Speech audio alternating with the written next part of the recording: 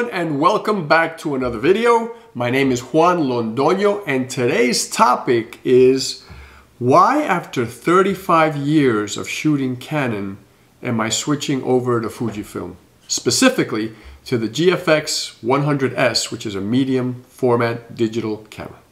Let's dive in and let's see what reasons I might have. Two quick things before we get into the grind here.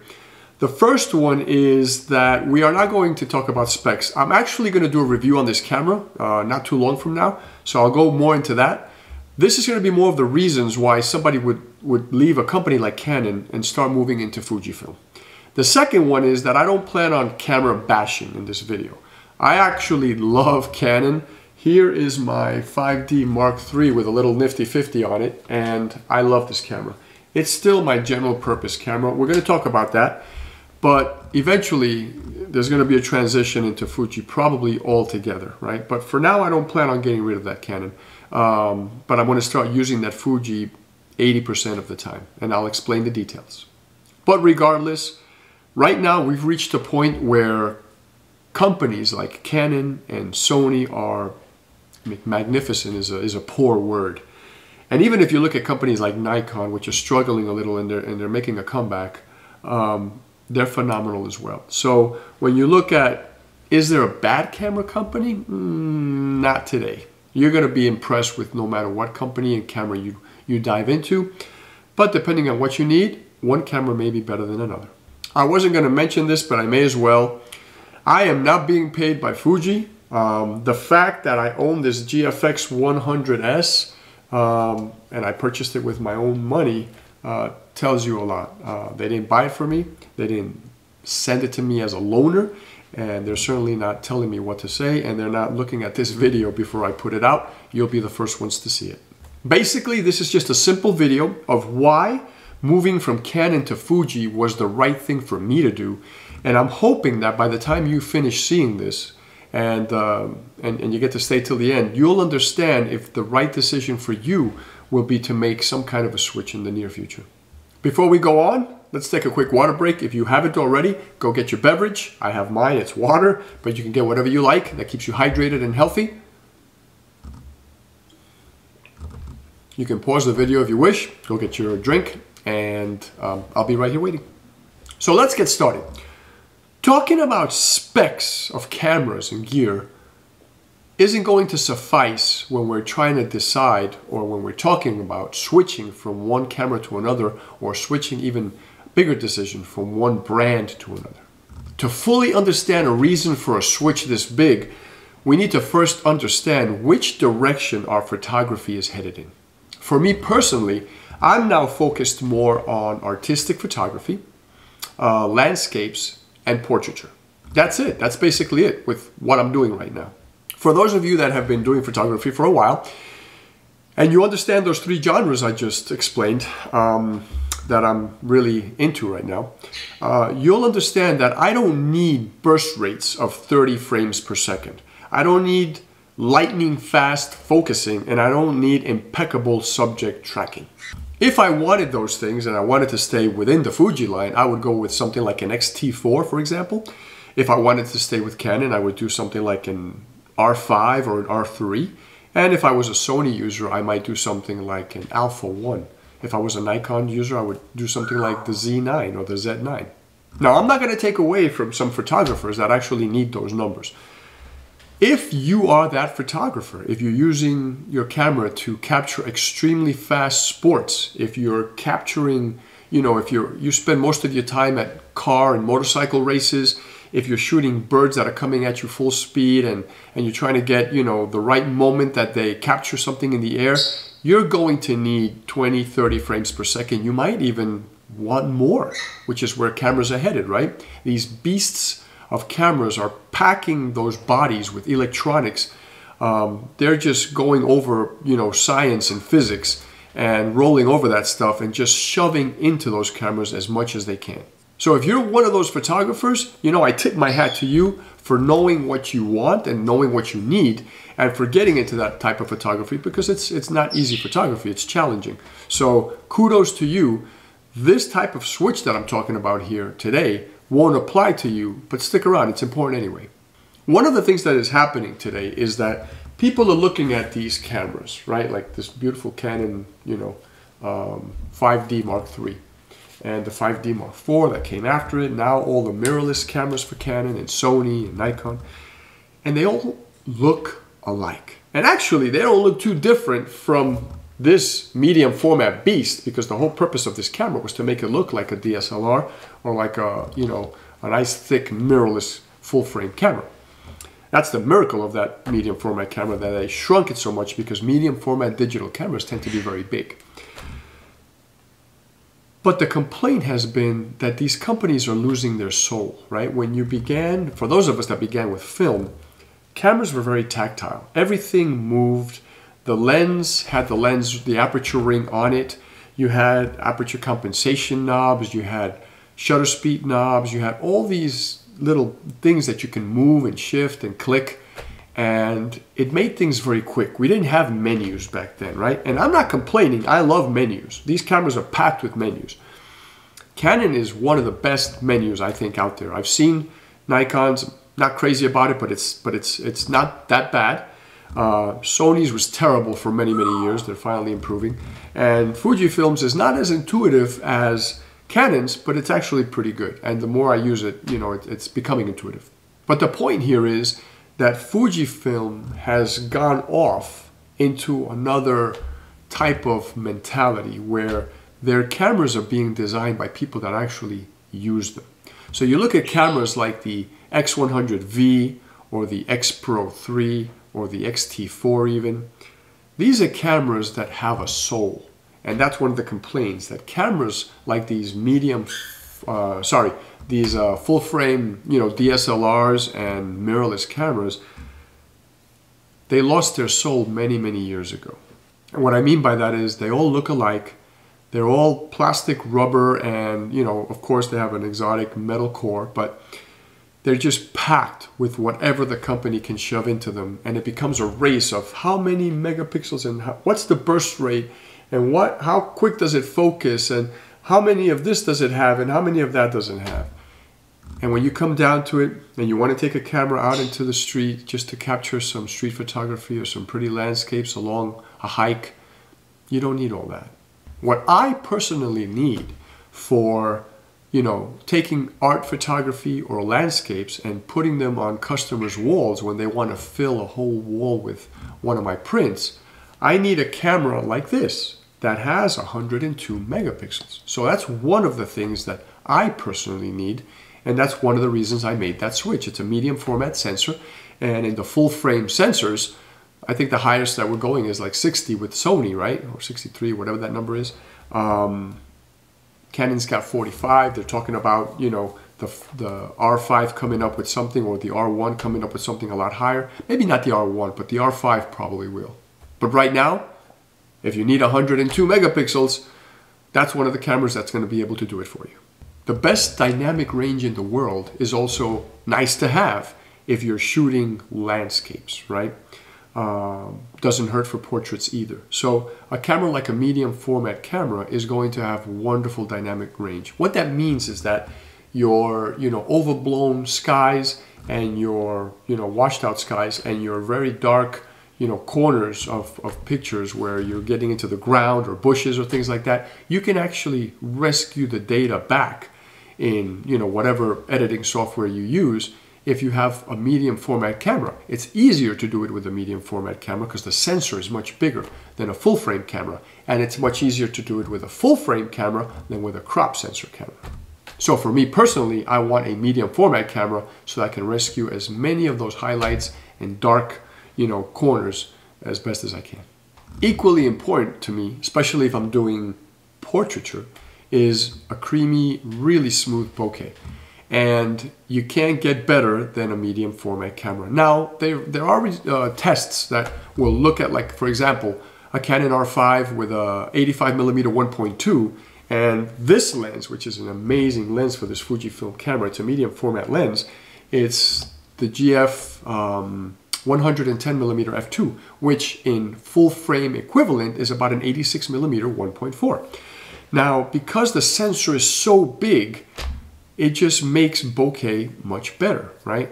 And The test is kind of even, the test that I've seen other people do, but because of the frame, it's not just the lens at this point, it's also the full frame sensor, not the frame, the sensor.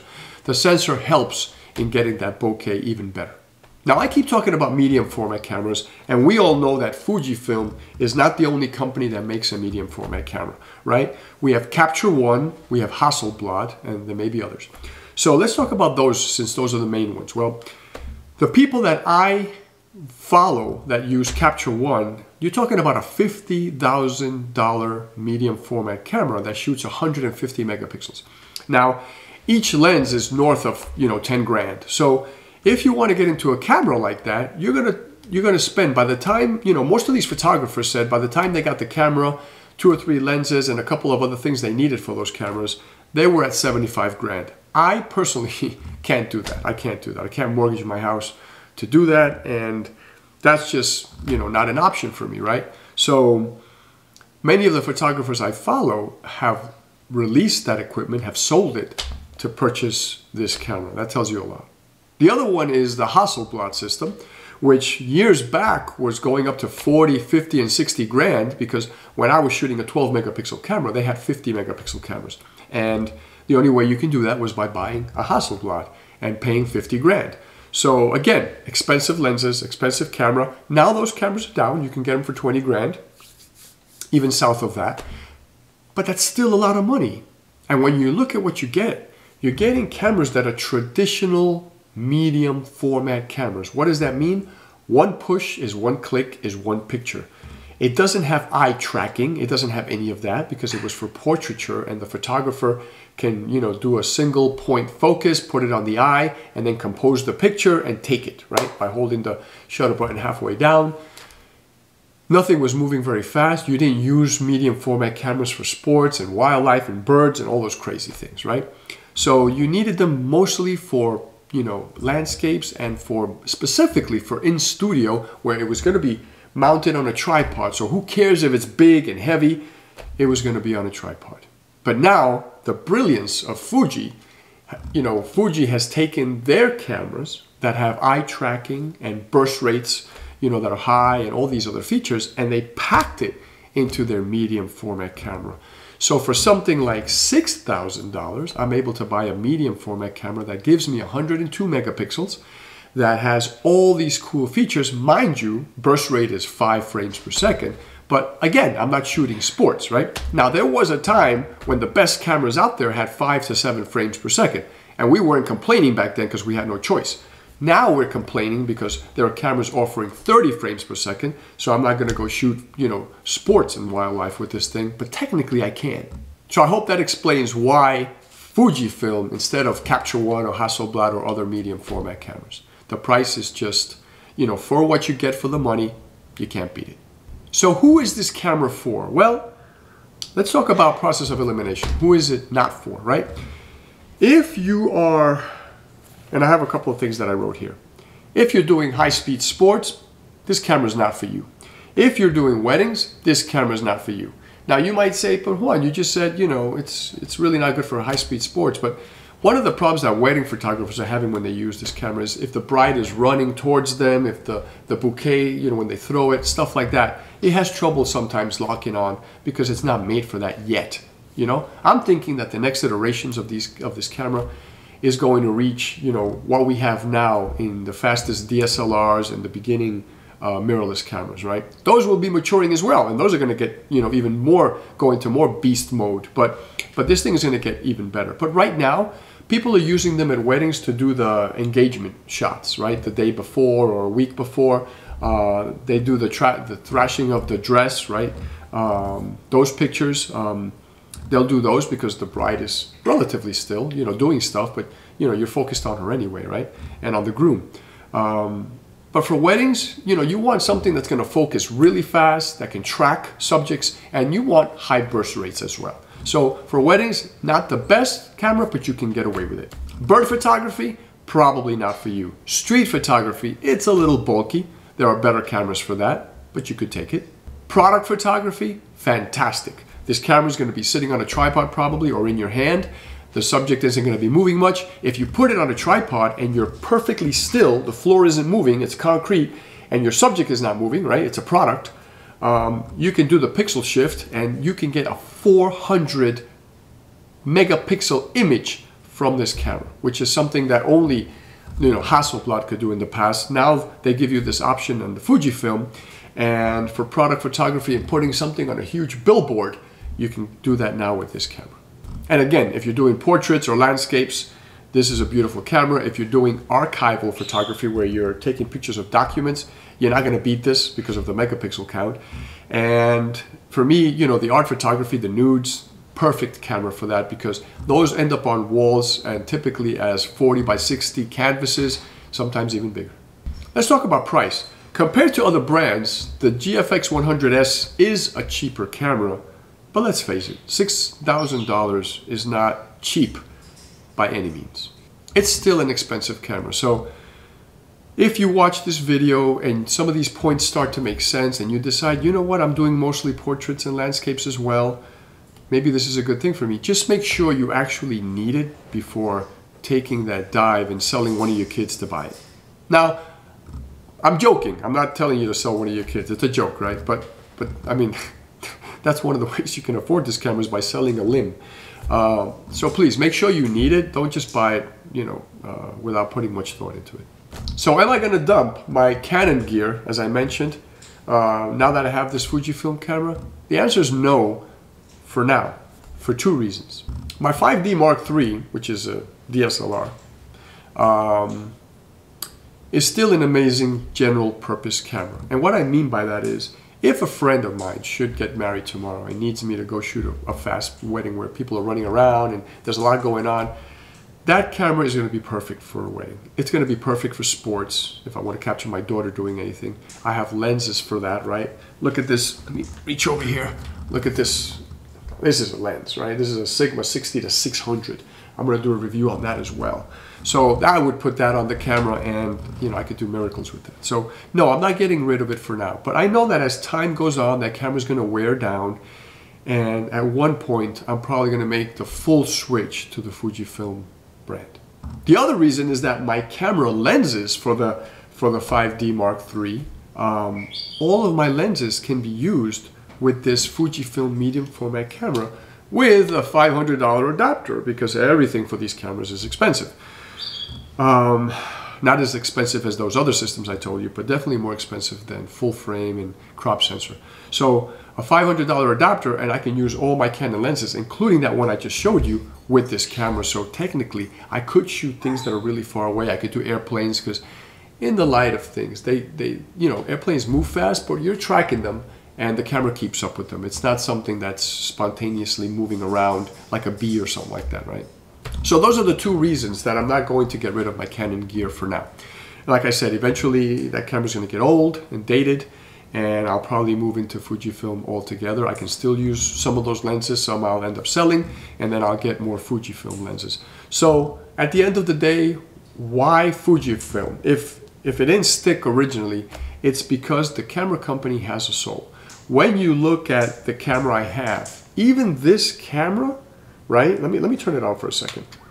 Let me show you what it does here, right? So if you look at this, right?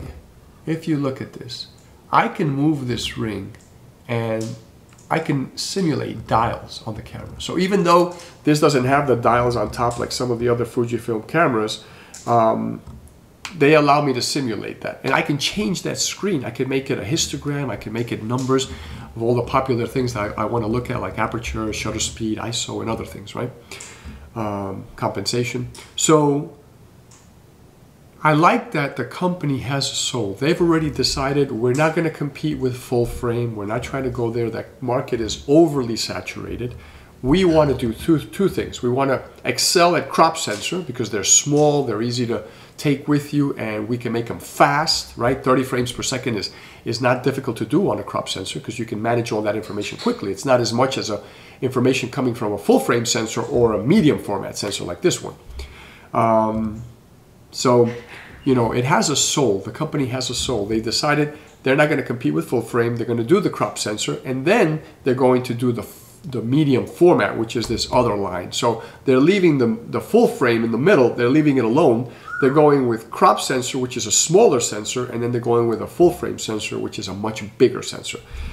And that's the market that they want to dominate. And they want to dominate it by putting out really good cameras that are built well and that give you that tactile feel from back in the film days. So you actually want to use the camera.